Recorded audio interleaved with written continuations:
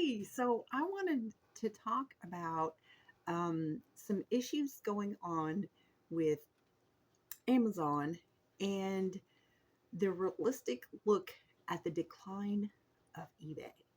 It is not just that eBay is declining, it is causing a serious inflation of prices online. I have noticed that, years ago, I sold, while I was in law school, I sold books just to make a little bit of extra money. And the fees were so low that I was able to buy and resell and make a little bit of profit, you know.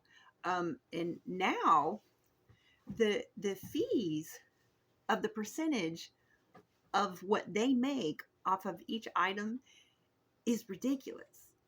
And I get that, they want to make money and lots of it, right? So Amazon, which started out of a garage, the most recent, they're like 109 billion um, net worth, the most recent quote. And meanwhile, eBay is declining by over 65% year by year.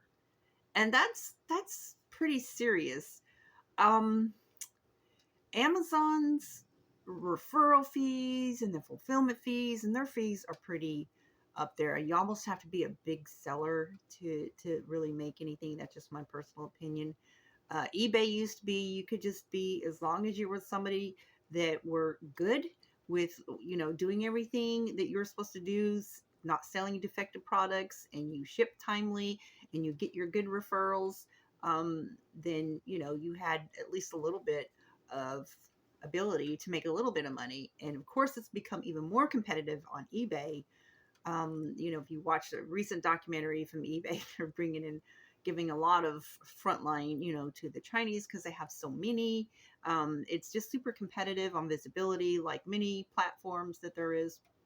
However, eBay is doing some things that is, to me, it's like they're just killing themselves. I don't think eBay's ever going to close its doors. It's forever going to be a big company that, makes very good profit. But the fact that they're declining 65% year by year, and I'm going to show you some numbers here in a minute, but it is sad because they just recently, I had a book. I have a lot of history books. I do history research and do different historical projects and so forth. So I had a book, I think it was last year, I was contemplating selling, and it would sell for over $1,000. It was a super rare book, very old book from the 1600s. And the at the time, their percentage for the profit would be 12%, which is just, it's just, to me, I was like, no way. I'm not going to fork over $100 to just, I don't know. I was just like, I will sell it somewhere else, And so then I started seeing, of course, recently they just increased their percentage by 4 to 6%. So now you're going to be paying 15%. Oh my goodness. And Amazon, depending on what you're selling, will be depending on what percentage, that they get. So what I'm seeing is the prices on Amazon are more than in the stores. Which obviously, I guess, for convenience, but what I'm seeing is it's killing the reselling market. If you're somebody that buys and resells, to be able to buy something and then you're going to have to increase that price to get a little bit of profit, you're going to have to increase it higher as their percentage sales goes up. So it's really hurting the resale. Then I see horror stories of what eBay is doing to users. And I mean, I've listened to, we're talking people who are, you would think if somebody's account gets suspended and uses the word permanently, meaning you can't even buy or resell, you would think, what did they do? What did they sell? You're thinking, gosh, that's so harsh. They had to have done something, right? And then I started looking into that and I start seeing that this is happening to, they say, a small number of users, but when they have 18 million users, this could be happening to thousands of people. So then I listen to the stories, and we're talking a lot of people are telling their stories. And what I have personally seen, and I'm not going to list the people that told the stories, but they went into great detail on how they got their they were saying that they talked to somebody and oh, there's no way to reinstate it, da, da, da, da, da, and they're just like horrified because nobody even in their house can even buy off the internet. So if your account's suspended permanently, then they have your IP address, they have your, like, they can tell if you're using the same device or the same internet network, and nobody even in your house can buy or sell, right? So that is so harsh. And you think, what on earth would they do that to somebody? So, this one person was like, okay, they called and talked and they were so vague, wouldn't tell them anything. So finally they get a number that they call and they get somebody, oh, well, we just weren't able to, we tried to call and we weren't able to reach you and verify. And I just wonder if that happens to you, and if you have a type of phone service, like I have AT&T, and I can just go on my account online and I can pull my phone log and I can see every single number that has called me. And so did they even really try to call, but the verification, so they suspend them, but it wasn't just the suspension, because by the time they go through this horror of having their entire business just yanked out from under them with no notice and no understanding whatsoever, by the time they finally, okay, well, we verify you, and then they get their account back, they're so happy, right? Except for, if you're a startup package, you're paying $21 a month, an annual fee for your subscription for a starter store, depending on what type of account you have. Well, they didn't get, their subscription was canceled and it wasn't reinstated. So let's look at, if they're canceling, maybe it's a large number, maybe it's more, maybe it's less, but I'm just going to use a number of 5,000 people across eBay's 18 million users. I don't know how many of those users are actually sellers. That's over $1 million they make in getting somebody to repay once their account is, for some nonsense reason, canceled, then reinstated. Then I've heard stories about how they're holding money while they're verifying stuff, for weeks on end. And it's like, okay, if you look into, when you're sitting on millions of dollars, okay, and there's a percentage in their bank account every day that money is sitting in their bank that they're making interest off of. So all these, just in my mind, and it's just a theory, these different ways that they're making money, but it's just like the percentage of selling fees just went up. And so here's something that I know, the one thing that I have always liked buying from eBay, that's, I don't sell on eBay, but I did at one time, just while I was in school.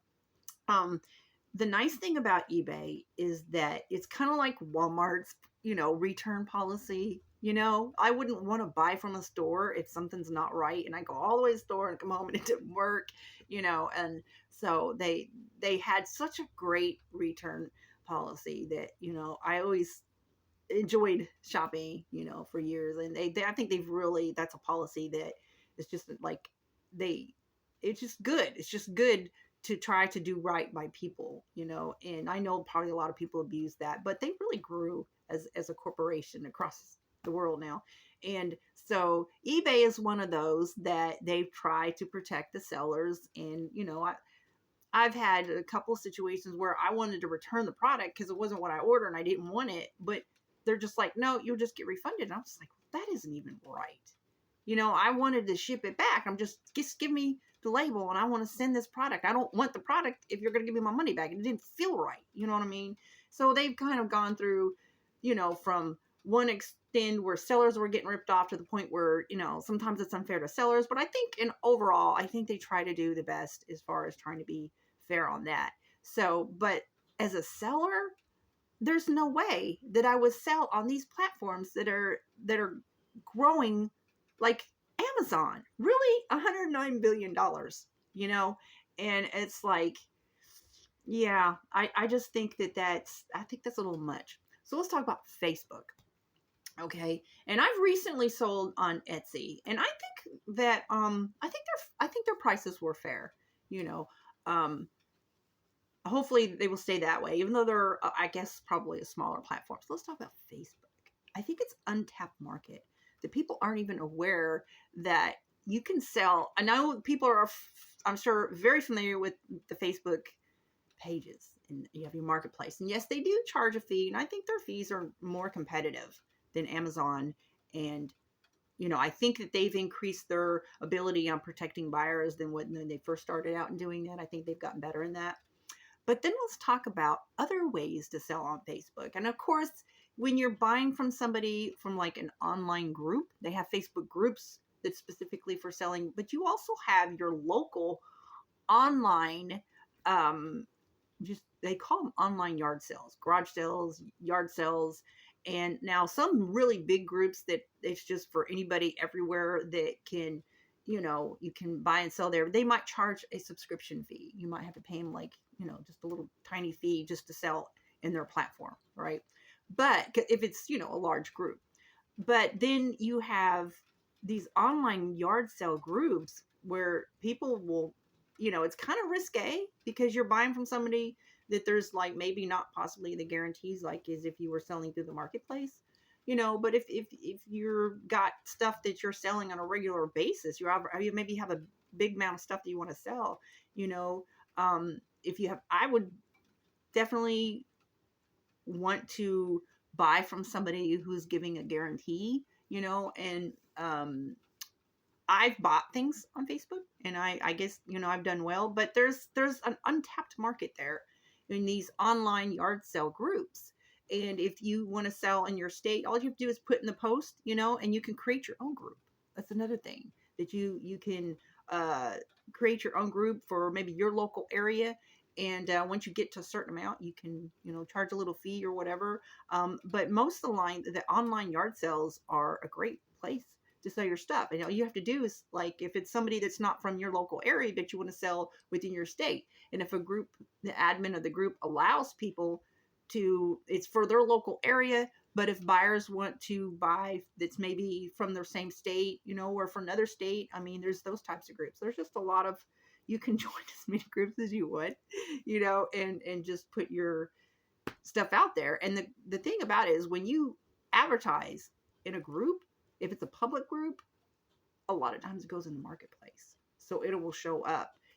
So it's just, I think it's a great place to consider selling, as far as competitive, than Amazon fees. I mean, their fees are just getting, I think, too much. And then I want to talk about YouTube. They recently asked for a survey on, it showed up on my browser the other day, and I did the little survey, on what things could they be doing, and it was like a 10 to 20 minute survey. And so they want to know, like, what things could they offer that they're not currently offering, especially when it comes to people making money.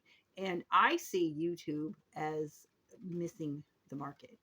Me personally, I see a very large untapped market. And I told them, I said, look, you have, I think YouTube has the biggest user, like they have so many accounts, and then they have maybe 50 million channels that actually make content, and a very tiny percent of those who make content, and even given revolving period of time, that users come and go, they have pretty much a same amount of users making content, and a very tiny little portion are monetized. So I'm like, YouTube, oh my goodness, you are so losing money from opportunity you're not tapping into. And I'm just like, YouTube, tap into the untapped market. If they want to know from us, the users, what kind of ways that we can make money. Oh my goodness. Well, currently, you can't even get a tip jar unless you're monetized. Really, YouTube? If you would tap into this huge chunk of channel creators who are not monetized and give them a tip jar, and because they're not monetized, just charge a little tiny fee. Think of all those millions and the percentage that those who would make tips, and even if it's just, a small amount. And then what happened to the store shelf, right? Like, I was talked about this before, that one, they used to be, you had to have 10,000 to use the shelf, and now, they've, like, I guess, done away with that, and once you're become monetized, you can use it. You don't have to have that 10,000 minimum subscribers. Where's the shelf? You know what I'm saying? Oh my goodness, there are so much talent on YouTube. There's music, there's art, there's craft, there's people, teaching. Charge little fees, okay? Give them, everybody who's not monetized with ads revenue, give them opportunity for subscriptions or to sell their art.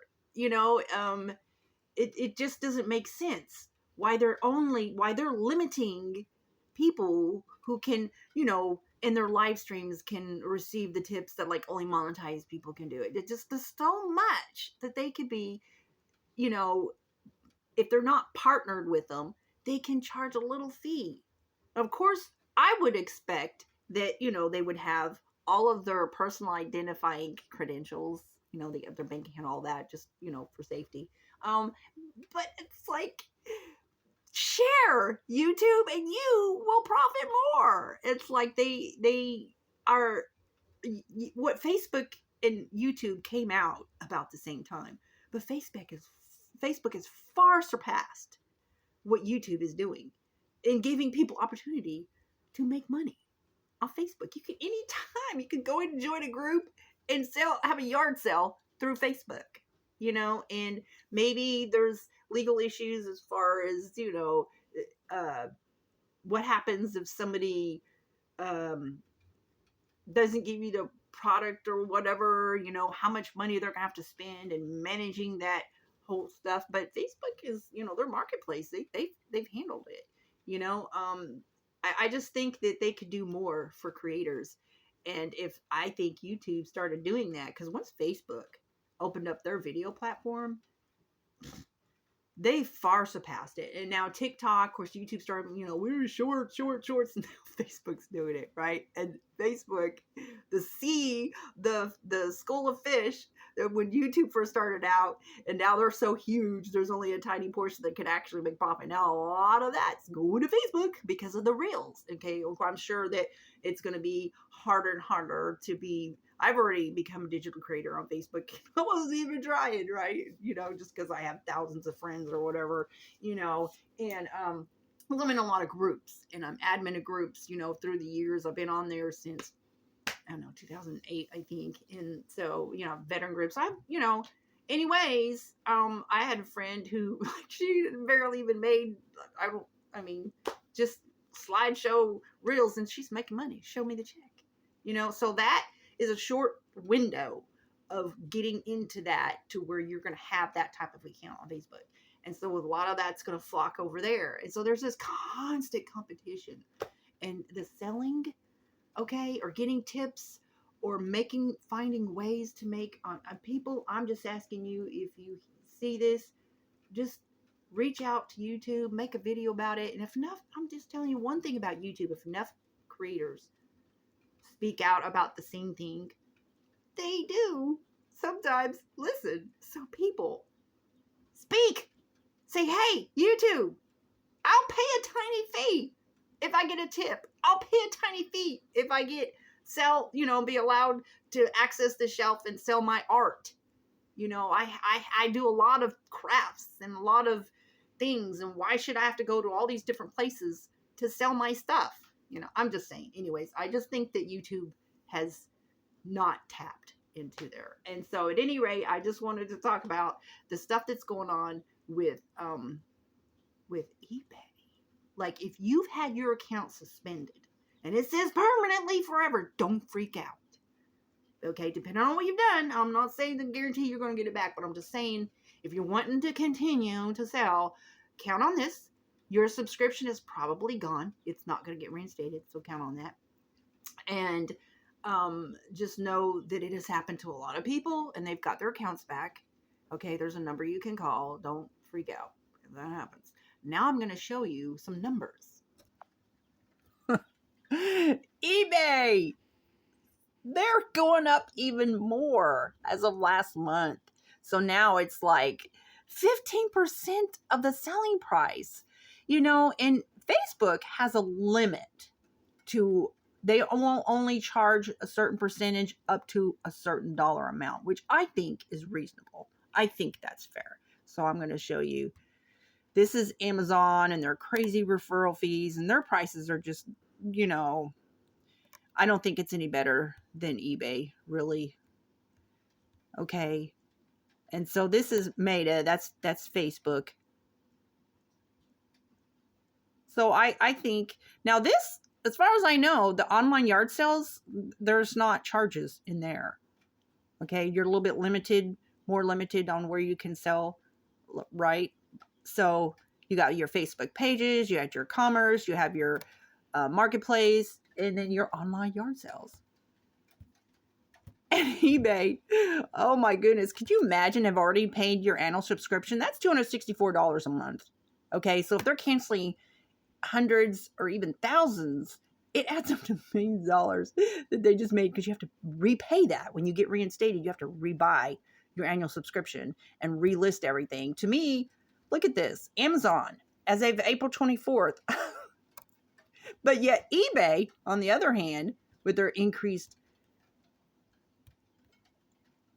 look at that, decline year over year, 65.87.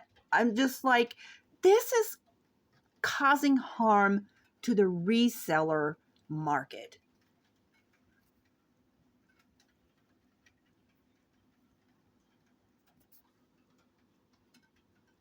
Sorry if that's, I'm going to put the links in the description so to make sure that you can see this.